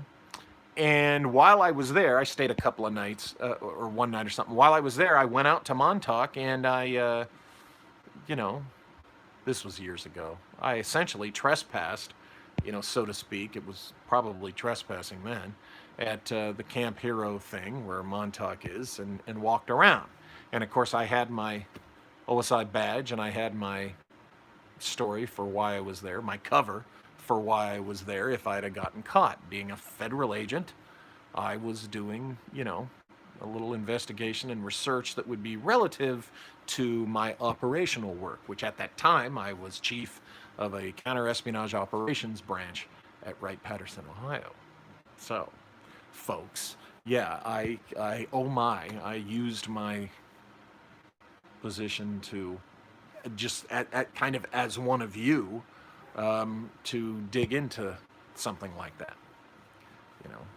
Anyway. Todd Wood, did you ever watch Quantum Leap? Oh, yes, of course. I loved Quantum Leap. I wasn't like the huge fan that is, can recite all the episodes, but I really liked it when I watched it. Jason Smith, electromagnetic field changes alter humans. Okay, Jason, this is one of those things I'm talking about where I'm saying try to be specific and not vague. I have no idea what you're asking me. So put some, do it like a sentence, put some articles in there, subject, verb, predicate, what do you think of, because when I just see a term in a question mark, that's, be specific with what you want me to answer, because when I see something like that, that could be a 20-minute exploration of the topic, which I don't really want to do right now. Not trying to be a jerk, Jason, just it makes it easier and more clear for me to answer your questions. Hi, Walter, what's your best coincidence? Wow, that, David, I can't answer that easily because I don't even say coincidence anymore. I say synchronicity and resonance, and there's just so many that, where do I begin? But I'll think of that and try to answer it the next time. Planet of the Apes, it's not strictly a time travel movie, but it is time travel movie, Brian. I mean, they do indeed travel. Let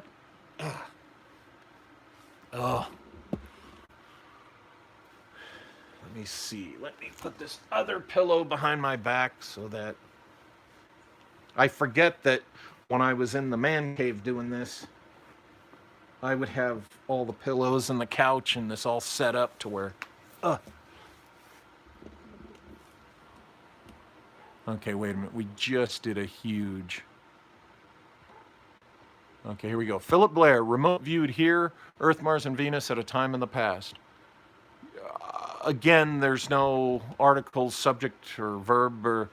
Well, there's a verb, but who, Philip? You or someone else? Just so I know what you're saying or asking. Paul Martin. I suspect that with the multiverse, you can transfer or visit to other timelines, but not back or forward in your own, thereby would... Oh, I disagree, Paul.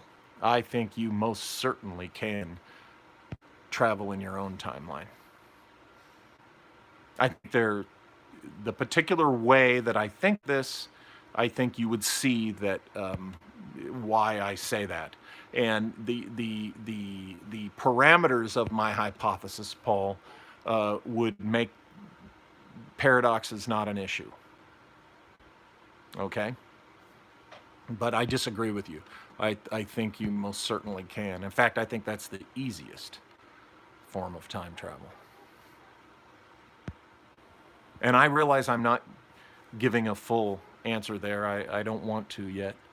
But, well, wait, I've kind of said it. Let's go back to this, Paul. Basically, Paul, I think after you die, because I've said this in the past, I think after you die, you can jump back in your own life. Therefore, you live this time When you die, you can jump back in your own life, but then you got to live those remaining years until you die again in that life. So therefore, you're going to avoid paradoxes because it's not like you're doing it at will back and forth. Okay, you're jumping back, and you can avoid paradoxes. So that's what I think. But I don't know for sure. I can't prove what I think. Harold says the Dalai Lama's highest tantric teaching is called the Kalachakra, the Wheel of Time. There you go. See, I think, I'm telling you, one of these days I am going to specifically lay out why I think we can time travel after death. And Harold, people will see why the Wheel of Time is something that is the Dalai Lama's highest teaching, why this is so important. Truth Seekers. Truth Seekers, one of the reasons why I backed off on the heavy critique of a particular a-hole is because, and I'm glad I did, is because I just got tired of talking about him. I think he's a bullshit artist. He's aware that I think that, but I don't believe in going, on and on about it. But, good luck, because I'm flat broke. I ain't got nothing. And,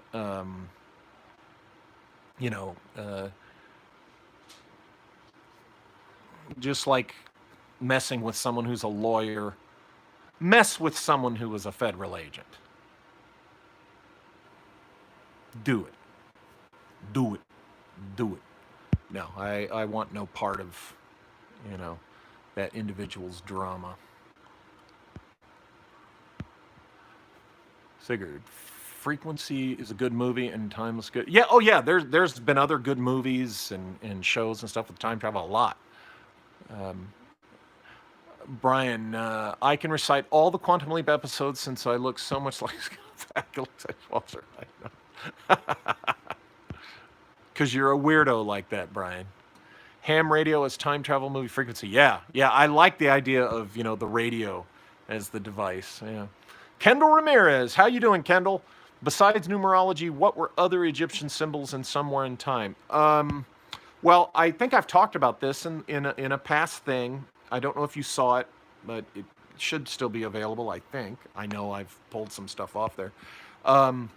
But the whole thing where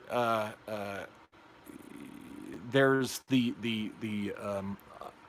Isis Osiris stuff and Set and Horus and all that. That's a whole discussion, Kendall, that I'll go back and find that video, and if I privatized it, I'll make it public again so that you can see that, and I'll definitely talk about it again in a future thing. But it's a whole bunch of stuff, Kendall, that is hard to just say in a sentence or a small paragraph.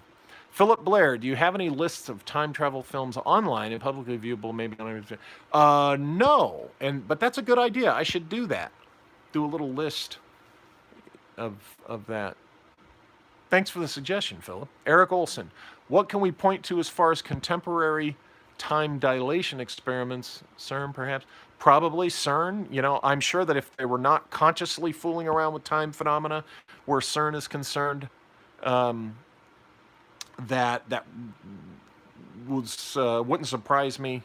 And I believe, allegedly, is reportedly so, that time-space phenomena has been a side product.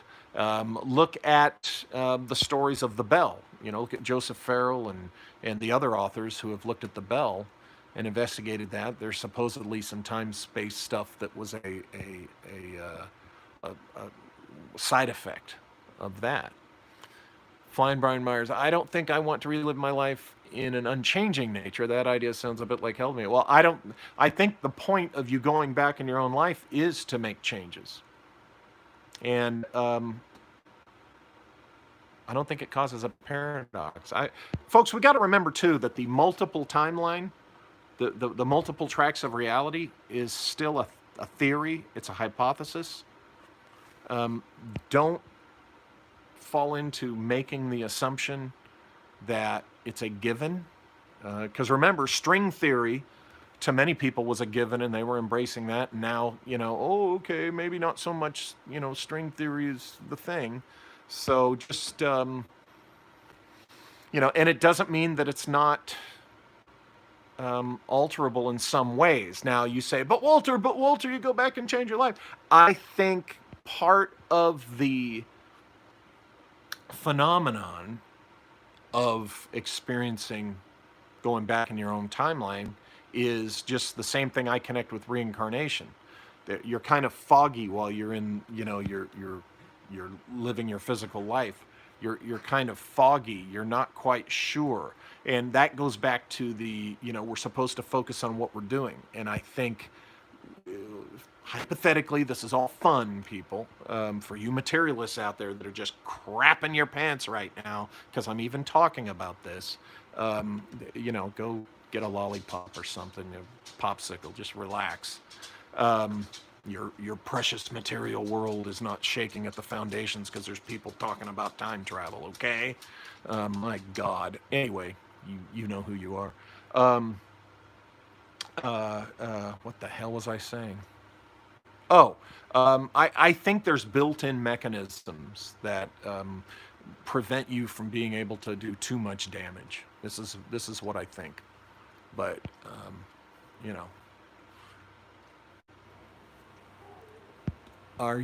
Philip Blair asks, are you familiar with any remote viewing of a time when there may have been life on Mars and Venus?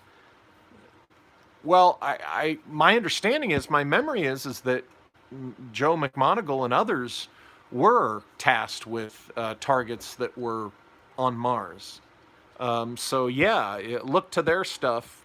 Look to all that operations, Project Stargate, Operation Grill Flame, whatever you want to call it, or whatever, because it changed names at times, whatever it's called. Look up the RV program, type in McMoneagle and Lynn Buchanan and all that, and, they talk about that. David Ray, The Strange Life of Ivana Sokenbay. Oh, okay, I'll check that out. That's cool. Mario Heat. Walter, do you think there is a correlation between dreaming and time travel? Yeah. I think, yeah. I suspect there is. Yeah, I seriously suspect that. And that, again, that's a whole conversation. Philip Blair, what if after death is now and we just can't remember before a certain time on our own personal timeline? Oh, it could be. Yeah, it's intriguing. It could be anything. I don't pretend to, I don't say that I have all the answers, Chili, why do you keep licking my leg? Oh, you're hungry. Okay, well, I'm going to feed you shortly. Let me see what time it is. No, it's not time. It's not eaty time yet. No eaty. Max W. Lytle, travel in one's own timeline. Would that be in multiple places at one time? No, I'm not sure what you're asking specifically. I'm just multiple places. No, it's the only way I can answer your question the way it's asked is no, but I qualify that answer because I'm not quite sure I'm understanding what you're asking. Flying memorials. From what you just mentioned as well as earlier, do you think someone can be reincarnated into the past? That idea intrigues me. That idea is something that I'm doing some serious thinking on lately. So that's a very good question. John Aside, have you seen The Endless on Netflix? Great movie about time travel. I'll check it out. 12 Monkeys, personally one of my favorites. I never got into that. I'll be honest with you. I know it's going to be blasphemy to some people, but Terry Gilliam's stuff doesn't always grab me. I'm not one of those that anything he does I find amazing and great. Sometimes Terry Gilliam can be obscure, and his stuff doesn't seem as profound and amazing to me as it does, to some other folks, but to each his own. The Gorn provides.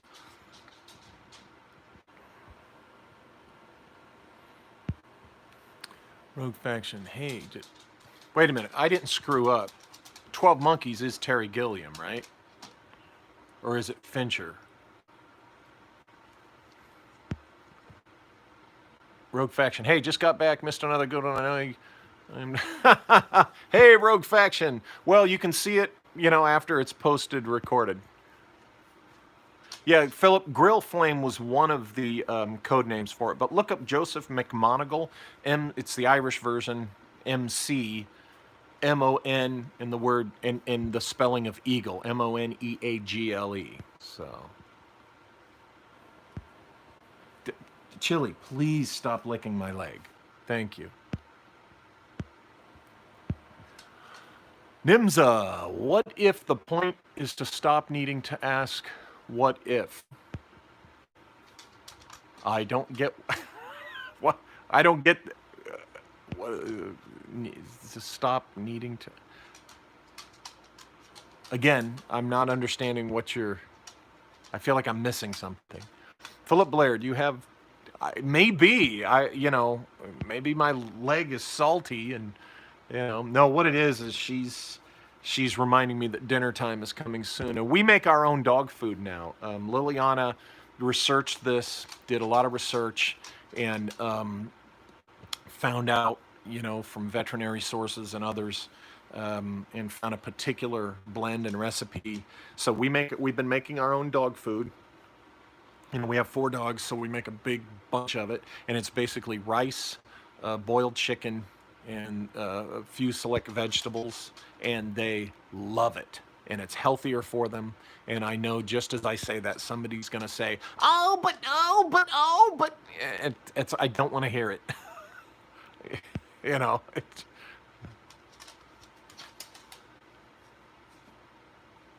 The only constant is what if. Time's yeah, true.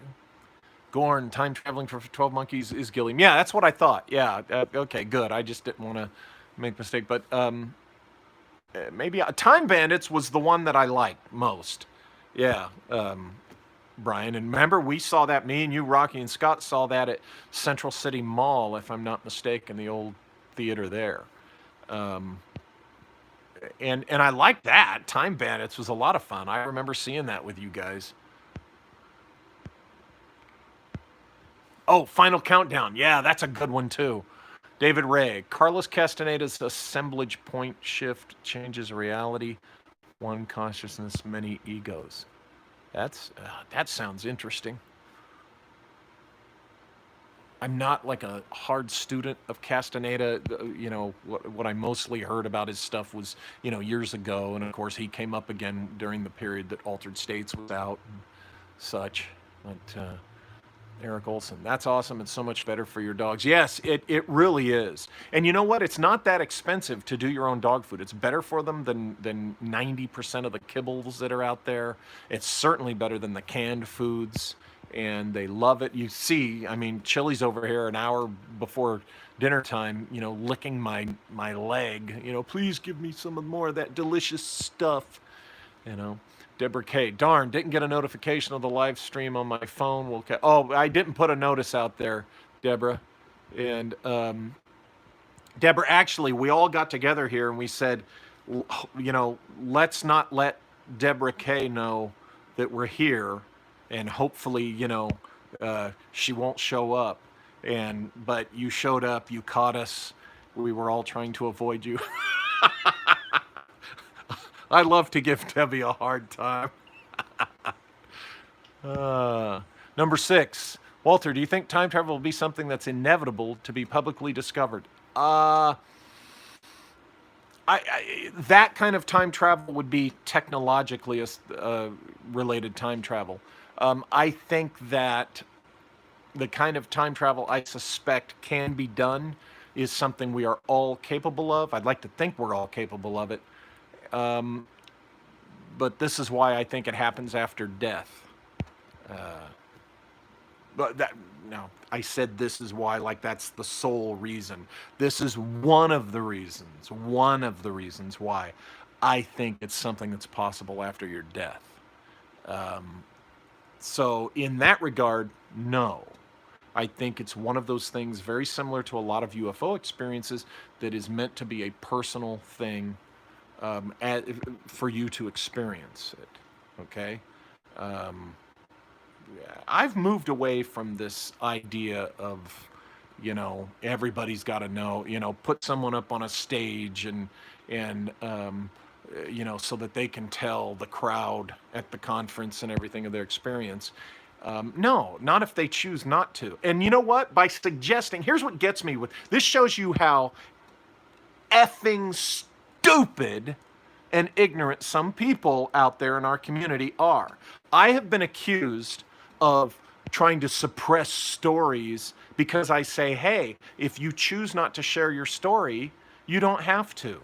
Don't let the UFO enthusiasts and the UFO investigators and reporters bully you or talk you into a public disclosure of your experience or sharing of your experience if you don't want to share it.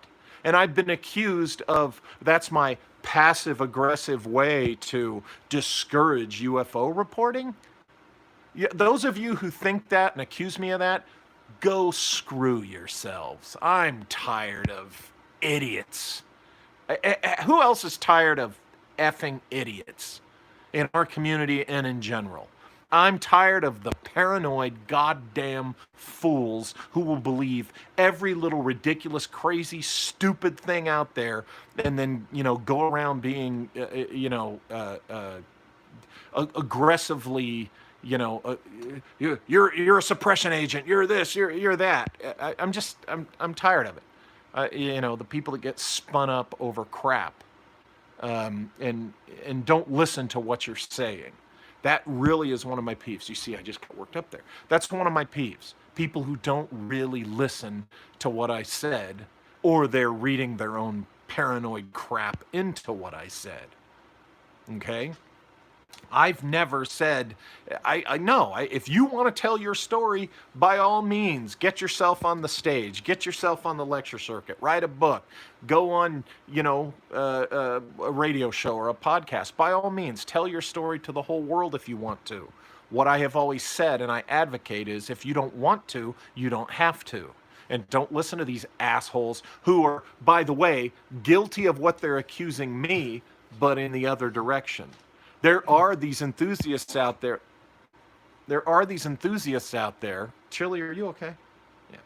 That, they, in effect, what they're doing is bullying people to tell their stories. Okay? They're using, passive aggression and not so passively, but nice aggression, you might say, to get people to talk about something publicly.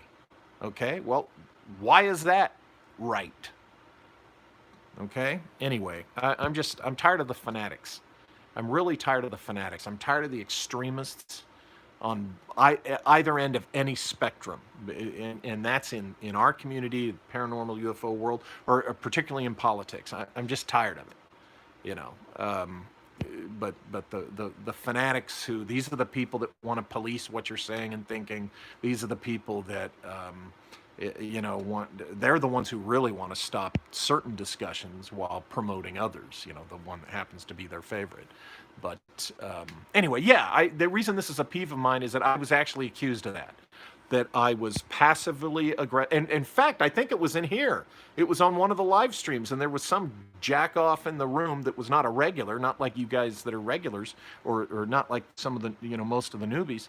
They were in here and they were bitching at me and going off on me. You're just trying to, it's a silencing tactic. Kiss my butt. It's not a silencing tactic, you damned idiot. Anyway, let me go back. You like that? You guys like when I go on a little rant like that? There will be somebody that'll jump in the middle of that and leave and not get to this point where I'm smiling and asking, hey, do you like that? And they'll think that he's just an angry guy all the time, whatever. Rogue Faction, 1.20 gigawatts, a bolt of lightning. Okay. Is that from Dean Koontz book Lightning, where it's Nazis and they're kind of using the bell and they're traveling through time? Sigurd, I meditate on past events and carry over into dreams. That's cool. Hello, Shay, however you pronounce that. Montours, your dog wants your leg with... Uh-oh. Are you going to eat my leg, Chili? She's giving me a very non-amused look. Like, okay, Mr. Asshole, when you're ready to feed me. Paul Reedy, we've been getting them ground beef and feeding it to them. Oh, okay, yeah. Uh,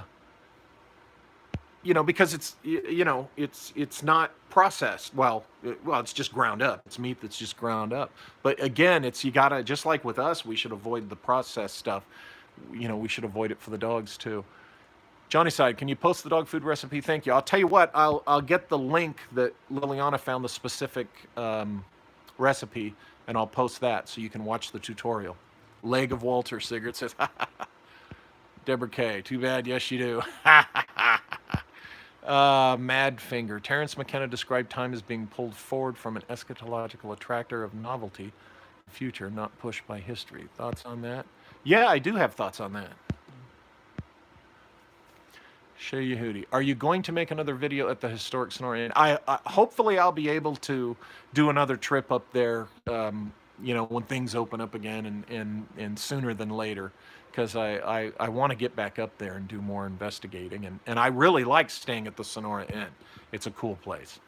David Ray, I have 3 articles in a magazine explaining the A-point shift if you want copies. Yeah, send me the links or copies or whatever. By the way, folks, I need to catch up on some announcements later before I leave. Sigurd, multiverse spirituality. Wonder if we meet parallel selves, meeting another me in spirit. Something like that, I think, is possible. Rogue Faction, I really hate the passive-aggressive bullshit. It's a cowardly way to confront someone. Oh, yeah, of course. Philip Blair, what did you find at Montauk? I found now this was in 98. I found a gate with a code lock on it and a little light, to show it was obviously an active gate that you needed to punch in, a code to get in. But I found a hole in the fence down a ways, and I went through it.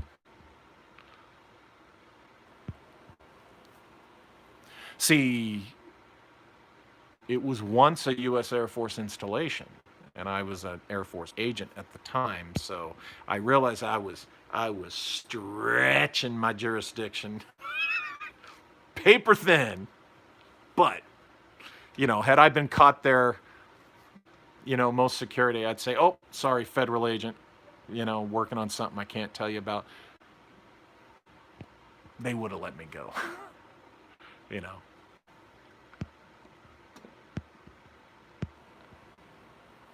And if they hadn't let me go and they called my commander or something, whatever, he would have said, so he was a real soft-spoken short guy.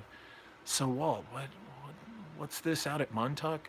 Well, sir, blah blah blah blah blah blah. I had my bullshit ready to go. Philip Bear, Walter goes wild. Put him up. Okay. All right, folks. I'll open it up for a few minutes about anything. I've been going for almost 2 hours, which, that's kind of a long time for me lately. But if there's anything else... Oh, let me give you the announcements first. You folks that have sent me things in the mail, thank you so much. I've received books. I got those masks, and Kendall, you sent me some stuff in the past. And anyway, again, if I haven't thanked you guys or thanked you enough, I thank you now. And also those of you who contributed to helping the Deborah Google's treatment campaign. As I said before, she has said that it has worked. It saved her life. I thank you guys immensely and endlessly for you guys who contributed to that. Thank you so much. I would have had more to report on that because you guys were instrumental in basically saving her life, getting her that treatment. But because of the COVID thing, I've seen my own mother twice in 5 months, and that's at a distance. I'm in one car, she's in another.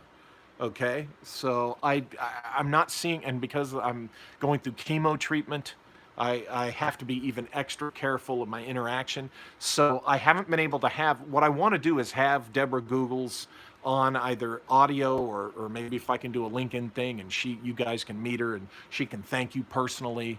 And, because I don't want anyone to think that, I was pushing for this to get you guys to donate and then it just kind of disappears. No, that's not the case at all. She's really incredibly grateful. And it's just because of the COVID situation that I haven't been able to follow up on some things. So, and in thanking you guys for stuff that I get in the mail from some of you is part of that. So, and I'm going, if there's, stuff that I'm supposed to, that I've got to read, and I'm going to catch up on all of that. Trust me. I've only got 3 more chemo infusion sessions to go before they give me the round of tests to tell me, if I'm clear. So I'm going to do my catch up after I'm done with chemo, folks. And for you newbies, I was diagnosed with colon cancer in March, and I've been on chemo, a 6-month, 12-session program. I've finished 9 sessions. And and that's why, if you're newbies, that's why I haven't come out with a book this year, and some things that I usually do aren't happening, and I'm only on every other week, is because every other weekend I'm on chemo. So you regulars already know that, but anyway.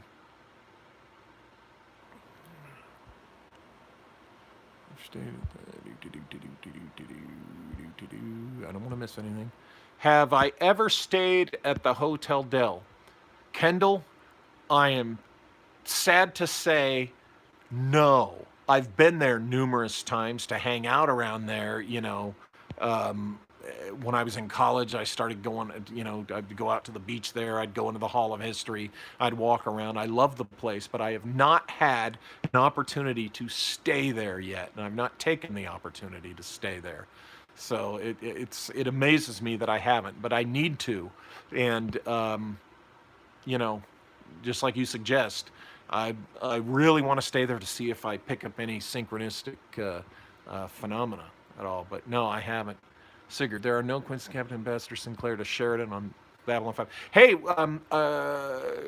several months back, it was in November, our friend, I don't know if he's here tonight, our friend David Paff, he had me, I went with him to an event that is, the movie director Steve Carver is a photographer also, and he did this great book I showed you guys after I went to the event of stars and actors who have done westerns, over the decades. And Bruce Boxleitner is one of them he features, of course, because Boxleitner, of course, has done westerns. But so I got to see him there, and he's a tall guy. Most of these Hollywood guys are little guys. I mean, you'd be amazed at how many of them are little guys, but not Boxleitner. Boxleitner's taller than me. I think he's got to be about 6'3", I'm guessing, and he's a little older than me, but he still looks like he's healthy and strong. And Boxleitner's a big guy. I remember when I met Clint Eastwood, he towered over me, and so it was kind of cool to. I mean, there was a lot of people there. I could go on and on about who all was there, but you mentioned Babylon 5, and that made me think of that. So, Paul Reedy, what is Montauk? Look it up. Now, look up the Montauk Project. Now, you're going to find a bunch of bullshit that's not likely true. But if you're not familiar with it at all, look up the Montauk Project. Let that be your start. And after you bone up on that, then I can tell you some more about what to really look for regarding Montauk. But it has to do with time and dimension and all sorts of wild-ass stuff. So check it out, Paul. Philip Blair, congratulations on passing the 75. Thank you, Philip Blair. Yep, I'm definitely 3/4 of the way done. And so far, so good. My doctors are liking how I'm looking and how it's going. But, the proof is in the pudding. I'll have to do the final testing later, and I'm expecting to have a good holiday season, because I think that's going to be all clear and fine.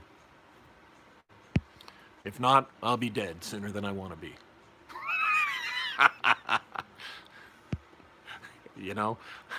That's just the way you gotta be. So anyway, well, folks, I've been on for 2 hours, and I think that's enough. of Walter Bosley for anybody. Philip Blair, do you ever get to meet Clint Walker who played China? No, I never got to meet Clint Walker. David Ray, are we the body or mind triggers? Triggers. I'll look at that. I don't know what you're asking me there. So anyway, folks, remember The Emperor's New Clothes, starring Ian Holm, a 2001 movie about Napoleon switching with a double. You guys know that's near and dear to my heart because of this book that I wrote. And if you haven't read this book, I highly recommend you go to lulu.com and get it now. And again, I'm glad to reveal to you that Todd Wood, our friend that is in here every week, and I are working on a book. Have been working on this book together, and the cover art and title and everything, the subject about it will be revealed in a couple of weeks, and the book will probably be available starting in mid-October, and you guys are going to love it. If you are a fan of these two books, you might want to look at them again or read them if you haven't, because you might find the new book interesting within this context a little bit. So anyway, thanks again, everybody. And thanks, Deborah Kay. And thanks, Cheryl. And I will, hopefully I'll do, I'm not sure, do you guys really like the movie commentary videos? Because I kind of haven't done one because I thought, are these kind of boring videos? They don't get as many views, of course, as these videos do where I'm talking. But, I'm not sure people are liking in a big way where I'm sitting there watching a movie that I can't show you on screen because then YouTube will block my video. I'm not sure that it's, been that much of a big hit. Me sitting there watching a movie and talking about it. Flying Brian likes it. Of course, we watch movies together on FaceTime. So anyway, again, nice seeing all of you. And maybe I'll do a movie commentary this week coming up. I want to do some more content before next week's chemo session because that wipes me out for about 5 or 6 days and you don't get anything. But again, a break from Walter Bosley for a week is probably a good thing. I'm sure my mom would agree. Anyway, you guys have a good night. I've got to feed these dogs and get back to working on my project with Todd. Got a little bit more to do tonight. So have a good night, and I'll see you guys soon.